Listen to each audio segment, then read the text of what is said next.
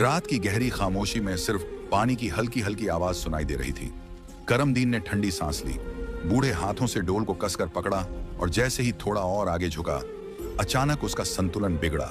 उसका कमजोर शरीर लड़खड़ाया और फिर एक चीख, एक गूंजती हुई सिसकी और कुएं की गहराइयों में सब कुछ समा गया। अगले ही पल गांव की हवा में एक अजीब सा सन्नाटा छा गया। यह कहानी है करमदीन और उसकी बच्चों की। करमदीन के 4 बच्चे थे, 3 बेटे और 1 बेटी। वक्त के साथ साथ करमदीन की चारों औलादें जवान हो चुकी थीं। करमदीन सफेद दाढ़ी वाला एक दरवेश बुजुर्ग था, जिसकी निगाह हमेशा झुकी रहती। लोग उस पर अंधा एतबार किया करते थे। उसके तीनों बेटे भी जवान और मेहनतकश थे। हर घर की ख्वाहिश थी कि उनकी बेटी करमदीन के घर में ब्याही जाए, लेकिन करमदीन को तो बस एक ही फिक्र खाई जा रही थी। उसका पूरा ध्यान अपनी जवान और खूबसूरत बेटी की तरफ था। वह चाहता था कि बेटों की शादी से पहले वह बेटी को अपने घर का कर दे। उसकी बीवी का तो अरसा हुआ इंतकाल हो चुका था।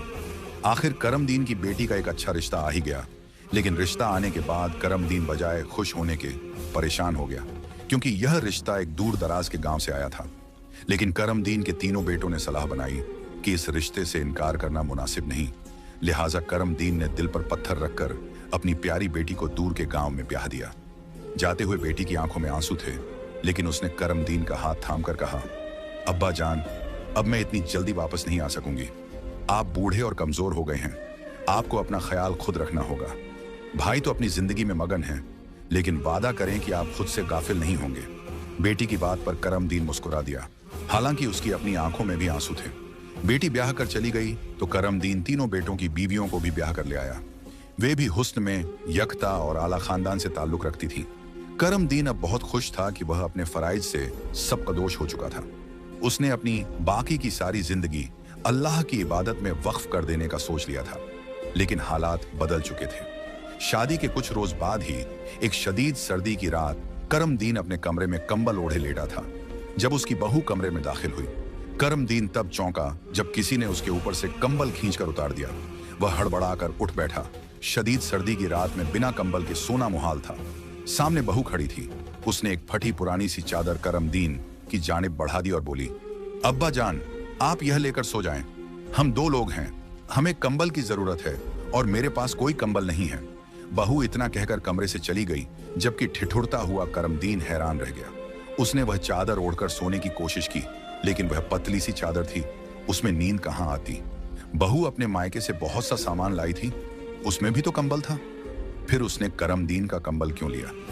यह सोच बार बार उसके जहन में आ रही थी, लेकिन जैसे तैसे करके वह सोने की कोशिश करने लगा। सुबह जब वह फज्र की नमाज पढ़ने के लिए उठा तो बाहर शदीद सर्दी पड़ रही थी। उसकी बेटी तो रोजाना उसके लिए पानी गर्म कर दिया करती थी, लेकिन अब चूल्हे में रखी हुई लकड़ियां सर्द पड़ी थीं। करमदीन ने अपनी बहू को आवाज लगाई कि वह उसे पानी गर्म कर दे। बहू की आंखें नींद से बोझिल हो रही थीं। वह बाहर निकली तो करमदीन को देखकर गुस्से से बरस पड़ी। बुढ़े न खुद सोता है, न किसी और को सोने देता है। यहां से चला जा, मेरी नींद खराब मत कर। बहू तो कहकर अंदर चली गई, मगर करमदीन साकित रह गया। लेकिन उसने नमाज तो अदा करनी थी, लिहाजा ठंडे यख पानी से वजू करके वह जाए नमाज बिछाकर बैठ गया। उसने सर्दी से लरजते हुए नमाज अदा की और कुरान पाक खोलकर बैठ गया।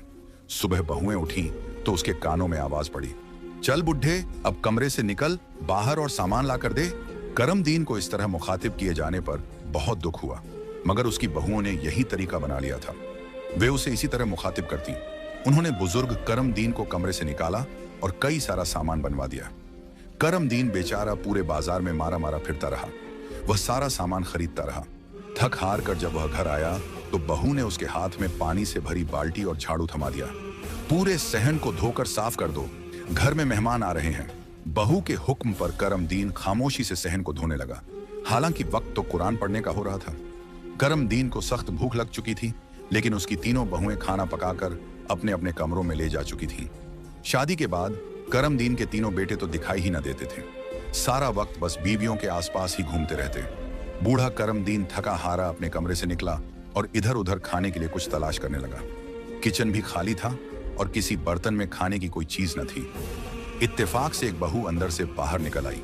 करमदीन ने जल्दी से उससे पूछ ही लिया, बेटा, क्या मेरे लिए खाने को कुछ है?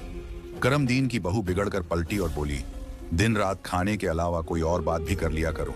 नहीं है खाना, जो पका था वह खत्म हो गया, अब सुबह ही खा लेना। करमदीन सख्त रह गया। उसने सुबह से कुछ नहीं खाया था, लेकिन खामोशी से पलटकर वह अपने कमरे में चला गया और जाए नमाज बिछाकर जारो की तार रोने लगा। उसे अपनी बीवी की बहुत याद आ रही थी, लेकिन बहुएं दिन ब दिन उससे मजीद बुरा सलूक करने लगी। करमदीन चाहता था कि वह अपने बेटों से बात करे, लेकिन तीनों बेटे करमदीन से लाताल्लुक हो चुके थे। करमदीन के घर के साथ ही एक बेवा बुढ़िया रहा करती थी। वह खामोशी से अपने घर में बैठी ये सारी आवाजें सुना करती थी। करमदीन जब सहन में जाए नमाज बिछाए गिड़गिड़ा कर रोता, तो वह अपने घर में बैठी सोचती रहती कि इतने नेक और अल्लाह वाले बुजुर्ग के साथ उसकी बहुएं ऐसा सुलूक क्यों करती हैं। उस रोज जब रात की तारीकी चारों जानिब फैल चुकी थी, करमदीन की बहू उसके कमरे में दाखिल हो गई। करमदीन जाए नमाज बिछाए ईशा की नमाज की तैयारी कर रहा था। अभी वह पूरे घर के काम खत्म करके कमरे में दाखिल हुआ था।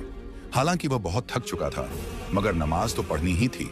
फिर जाए नमाज बिछाकर खड़ा हो गया तो बहू कहने लगी, बुढ़े, दिन रात नमाज पढ़ने के अलावा और कोई काम नहीं तुझे? बहू ने आगे बढ़कर जाए नमाज करमदीन के आगे से उठाई और दूर फेंक दी। करमदीन का दिल दहल कर रह गया। चल जा, कुएं से पानी भरकर ला, घर में पानी खत्म हो गया है। बहू ने हुक्म चलाया। करमदीन बुरी तरह थक चुका था। बूढ़ी हड्डियों में अब इतनी जान भी न थी कि वह दिन भर की मुशक्कत के बाद और मेहनत कर सके, लेकिन बहू को इनकार करना उसे आता ही न था। वह खामोशी से डोल उठाकर कुएं की जानिब बढ़ गया। कुआं काफी फासले पर था।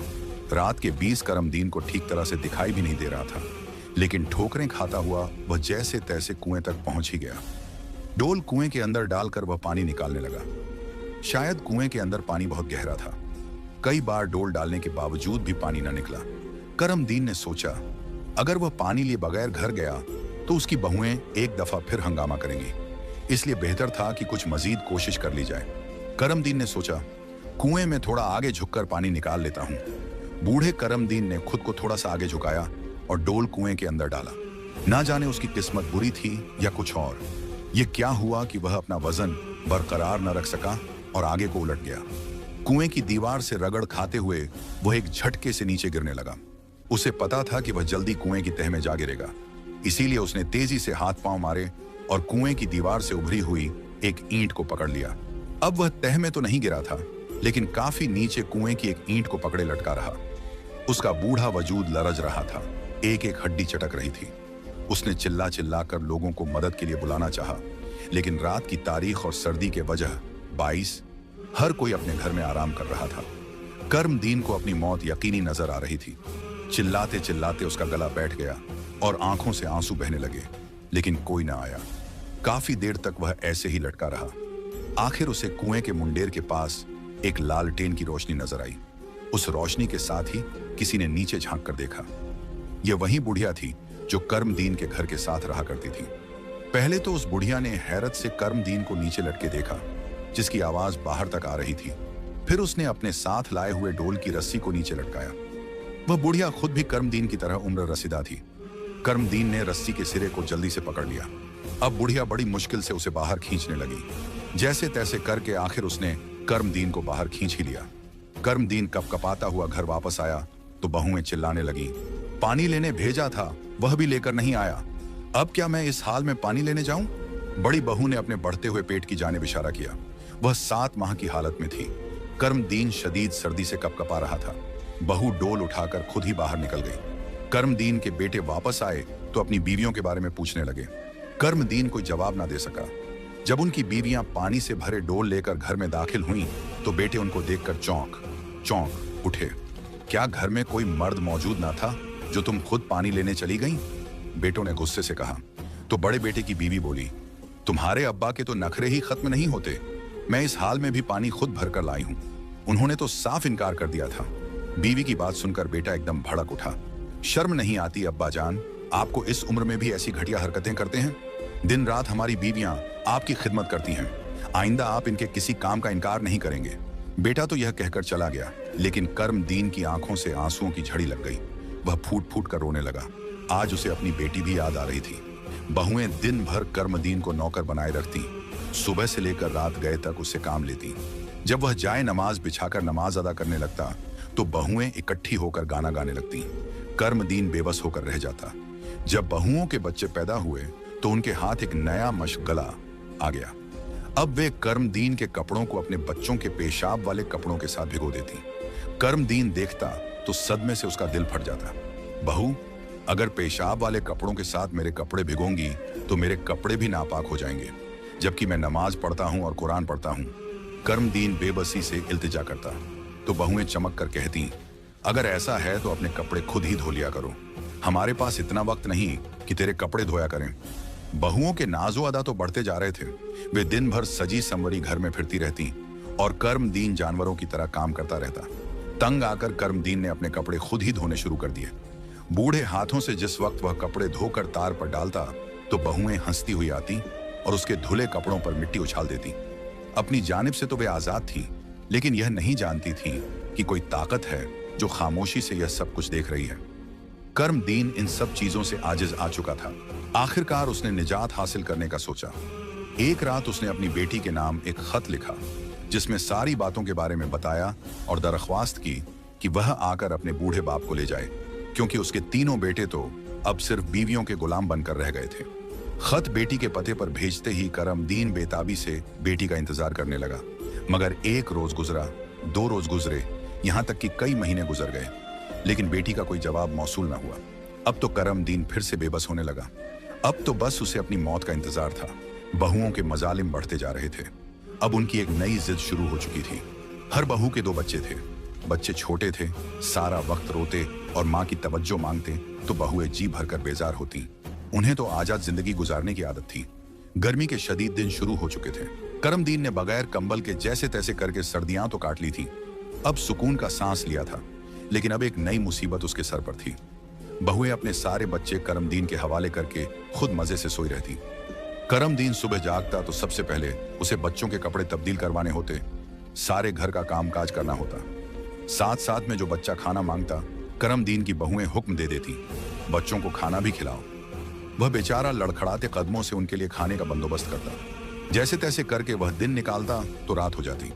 गर्मी की शिद्दत से हर कोई बेचैन हो रहा था। बहुएं खुद नहा धोकर सुकून से अपनी अपनी चारपाई पर लेट जाती, लेकिन कर्मदीन के पास न तो कोई चारपाई थी और न ही उसे आराम करने का वक्त मिलता।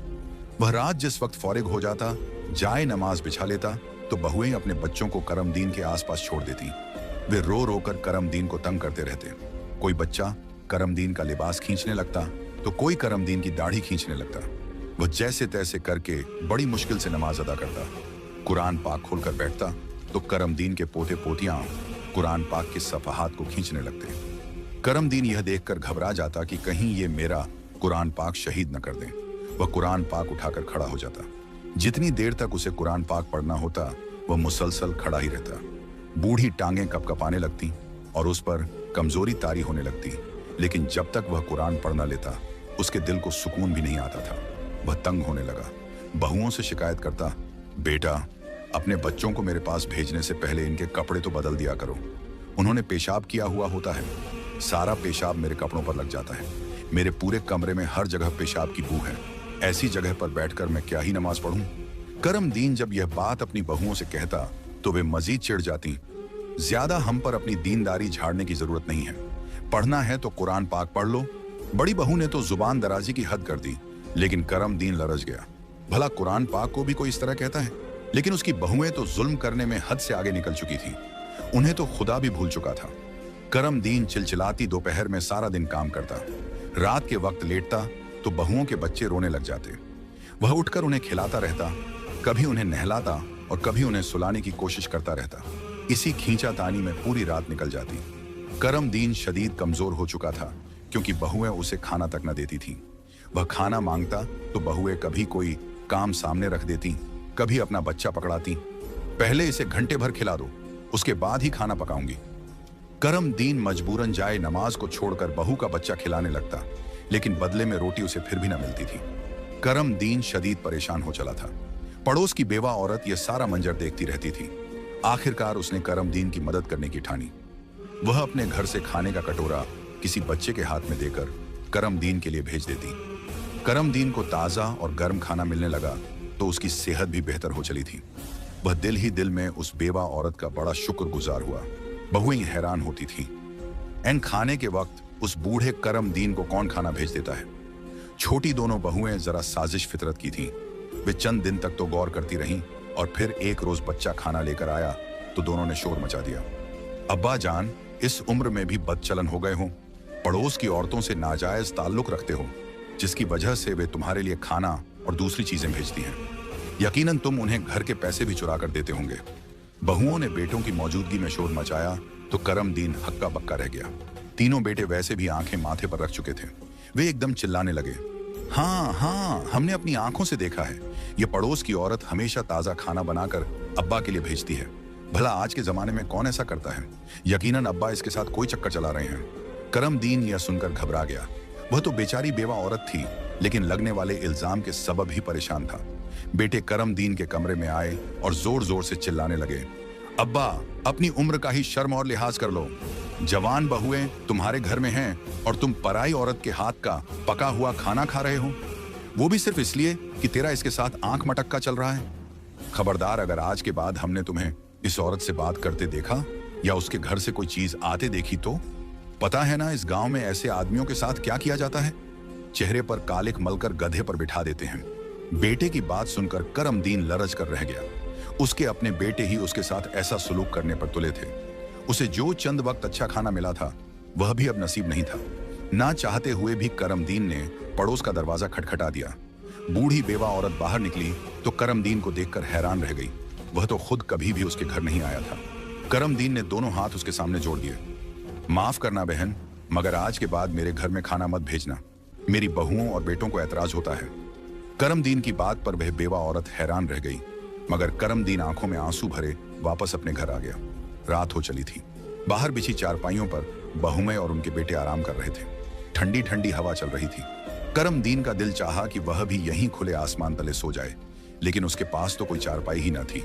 अंदर कमरे में तो बेइंतहा घुटन भर चुकी थी। आज करम दीन ने ईशा की नमाज भी अदा न की। खाली पेट भला वह क्या कर सकता था। बहुओं ने पड़ोस से आने वाला खाना तो बंद करवा दिया, लेकिन खुद उसके सामने रोटी रखना गवारा न किया।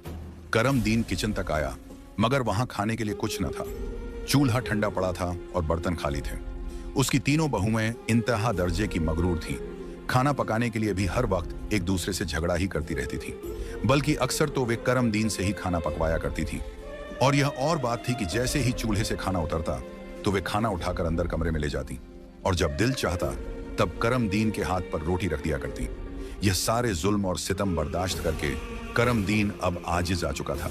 उसे अपनी जिंदगी एक बोझ लगने लगी थी। सारी चीजें एक तरफ, लेकिन उसे नमाज पढ़ने और कुरान पढ़ने का वक्त न मिलता था। यह बात उसके लिए सबसे ज्यादा तकलीफ देह थी। खाली पेट ही वह सहन में नीचे चादर बिछाकर लेट गया। बूढ़ी हड्डियों को फर्श की सख्ती चुभती रही, लेकिन जैसे तैसे करके वह सोने की कोशिश करने लगा। रात का न जाने कौन सा पहर था। करम दीन को अपने जिस्म में शदीद दर्द महसूस हुआ। उसका पूरा वजूद बुखार में झुलसने लगा। सुबह लड़के जागे तो उन्होंने बाप को यूं सहन में सोता देखकर फिर से गुस्सा करना शुरू कर दिया। अब्बा, लोगों को न जाने क्या दिखाना चाहते हैं आप, जैसे हम आपके ऊपर बहुत जुल्म करते हैं। हम में से किसी को कह देते तो हम अपनी चारपाई से उठ जाते। बहुओं और बेटों की चीख पुकार से करम दीन की आंखें खुली, लेकिन आज तो उसमें इतनी सकत भी नहीं थी। वह उठकर बैठ सका। उसने हाथ के इशारे से ही बेटों को बताया कि उसे शदीद बुखार है। बेटों के दिल थोड़े नरम पड़े। उन्होंने करम दीन को उठाया और अंदर कमरे में ले जाकर लिटा दिया। अब्बा के लिए यखनी बनाकर लाओ, अब्बा की तबीयत ज्यादा खराब है। बड़े बेटे का दिल पसीज गया था। उसने बेगम को आवाज लगाई। वह मुंह बनाते हुए गई और ससुर के लिए यखनी बनाकर लाई। तब तक बेटा जा चुका था। बहू ने यखनी पटकने वाले अंदाज में करमदीन के पास रखी। ले बुढ़े, खा ले इसे जल्दी से, ताकि तेरे अंदर थोड़ी ताकत आए। सारा घर उल्टा पड़ा है। बाहर निकलकर काम भी तो करना है। मेरा बच्चा सुबह से रो रहा है, उसे भी खिला ले। करमदीन को शदीद कमजोरी और निखत हो रही थी। उसने कांपते हाथों से यखनी का प्याला उठाया, लेकिन ज्यों ही वह चम्मच मुंह में ले जाने की कोशिश करता, उसके हाथ कांपने लग जाते और यखनी उसके कपड़ों पर गिर जाती। करमदीन का दिल आज बेटी की याद में भी बेचैन हो रहा था। कुछ देर बाद बहू कमरे में आई। उसने करमदीन के हाथ से यखनी का प्याला छीनकर वापस मेज पर रखा और अपना बच्चा उसकी गोद में थमा दिया। करमदीन के अंदर हिम्मत तो नहीं थी, लेकिन उसने बच्चे को गोद में उठा लिया। उठाते ही वह अपनी चारपाई से नीचे उतर आया और कुरान लेकर बैठ गया। उसकी आंखों में आंसू आ रहे थे। बच्चा पास खेल रहा था। उसने उसे उठाकर गोद में बिठा लिया। तभी दूसरी बहू कमरे में दाखिल हुई। उसने भी अपना बच्चा उठा रखा था। वाह, बड़ी वाली के बच्चे को उठा रखा है और उसे खिला रहे हो, जबकि मैं सुबह से शोर मचा रही हूं कि बीमार हूं, बीमार हूं। अगर उसके बच्चे को खिला सकते हो तो मेरे बच्चे को भी पकड़ो। मेरे सिर में शदीद दर्द है, मुझे आराम करना है। छोटी बहू ने अपनी 6 महीने की बेटी जबरदस्ती करमदीन की गोद में डाल दी। वह बेचारा बूढ़ा शख्स हिलक कर रह गया। मैं 2 बच्चे एक साथ नहीं संभाल सकता। अगर ऐसा है तो बड़ी बहू को कहो कि अपना बच्चा उठा ले, करमदीन ने हिम्मत करके कह दिया। इसी लम्हे बड़ी बहू भी कमरे में दाखिल हुई। क्या कहा? मेरा बेटा वापस कर रहे हो? मैं क्या कोई बोझ हूं? इसकी औलाद बहुत प्यारी है। अब्बा जान तो मेरे बच्चे को ही खिलाएंगे ना, वरना मेरे घर से निकल जाएं। बड़ी बहू चिल्लाने लगी। जब छोटी बहू को भी शदीद गुस्सा आया तो दोनों आपस में बुरी तरह उलझने लगी। अब्बा जान मेरे बच्चे को खिलाएंगे। छोटी बहू ने अपनी बेटी को करमदीन की गोद में पटका तो बड़ी बहू ने एक जोरदार लात उसकी बच्ची को मार दी। ये लात बच्ची को क्या लगनी थी, करमदीन को जा लगी। वह दर्द से कराह उठा। बड़ी बहू ने करमदीन का बाजू पकड़ा और उसे घसीटने लगी। चल बुढ़े, उठ यहां से, इधर बाहर आकर बैठ और मेरे बच्चे को खिला। बड़ी बहू की हरकत देखकर छोटी बहू ने भी करमदीन का दूसरा बाजू पकड़ लिया और अपनी जानिब खींचने लगी। छोड़ दे इस बुढ़े का हाथ, आज के दिन तो यह सिर्फ मेरी बेटी को ही खिलाएगा। एक बहू दाएं जानिब खींचती और दूसरी बाएं जानिब। दर्द और बुखार से टूटते वजूद के साथ करमदीन बेहाल होने लगा। तभी उसका पांव कुरान पाक को लगा और कुरान पाक उछलकर दूर जा गिरा। अस्तगफिरुल्लाह। करमदीन की आंखों से आंसू बहने लगे। वह जो ढलता और कमजोर हो रहा था, उसने झटके से अपने दोनों हाथ छुड़ाए और चिल्लाने लगा, बस कर दो, कुरान पाक की बेअदबी करना बंद कर दो। करमदीन ने कहा तो दोनों बहुएं चीखने लगी, ए बुढ़े, एक तो तू इस किताब की जान नहीं छोड़ता और जब देखो मुसल्ला बिछाए बैठा रहता है, किसी काम का नहीं। बड़ी बहू ने इंतहा की हद पार कर दी, लेकिन उसके आखिरी अल्फाज लड़खड़ा गए। अचानक ही वह जोर से चिल्लाई, मेरे गले को क्या हो रहा है? मेरी आवाज नहीं निकल रही। और हकीकत यह थी कि उसकी आवाज फंस रही थी। उसकी आंखें हलकों से बाहर उबल पड़ी थी। दोनों हाथों से अपने गले को दबोचे वह जमीन पर बैठती चली गई। उसके चेहरे की शक्ल अजीब हो रही थी। छोटी बहू यह देखकर सिहर गई, लेकिन ठीक एक लम्हे के बाद उसकी भी यही हालत होने लगी। करमदीन हक्का बक्का अपनी बहुओं को इस तरह जमीन पर तड़पते देख रहा था। दूसरी बहू भी अपनी जगह गिरी तड़प रही थी कि अचानक बाहर से भी चीखों की आवाजें सुनकर करमदीन घबराकर बाहर लपका। उसकी तीसरी बहू भी सहन में गिरी पड़ी थी। वह बुरी तरह से तड़पते हुए करमदीन को मदद के लिए पुकार रही थी। करमदीन एक की मदद करता तो दूसरी चिल्लाने लगती। सब अपना सिर जोर जोर से जमीन पर पटक रही थी, जैसे उन्हें शदीद तकलीफ हो रही हो। कुछ ही देर में उनकी चीखें खामोश हो गईं। उनके जिस्म ठंडे पड़ चुके थे। करमदीन की आंखों से आंसू बह रहे थे। वह सदमे से कांप रहा था। करमदीन खामोशी से यह सारा मंजर देखता रहता। वह जानता था यह सब कुछ किस लिए हुआ है। यह सब कुछ कुरान की बेहुरमती पर हुआ है। कुछ रोज बाद उसकी बेटी आ गई। उसकी गोद में खूबसूरत सा बेटा था। चलिए अब्बा जान, मैं आपको लेने आई हूं, उसने मोहब्बत से कहा। तो करमदीन ने साथ जाने की हामी भर ली। बेटे उन्हें रोकते रह गए, लेकिन करमदीन अब उस घर में मजीद नहीं रहना चाहता था। बेटी के घर जाकर वह सुकून से अल्लाह की इबादत करने लगा। जबकि उसकी बहुएं गलियों में चलती फिरती तो लोग उन्हें कुतिया कुतिया कहकर पत्थर मारते। अल्लाह के अजाब ने उनकी शक्ल बदल कर रख दी, जानवरों जैसी कर दी थी। अस्तगफिरुल्लाह। प्यारे दोस्तों, आज का यह इबरतनाक वाकया आप सबको कैसा लगा? कमेंट बॉक्स में अपनी कीमती राय का इजहार जरूर कीजिएगा।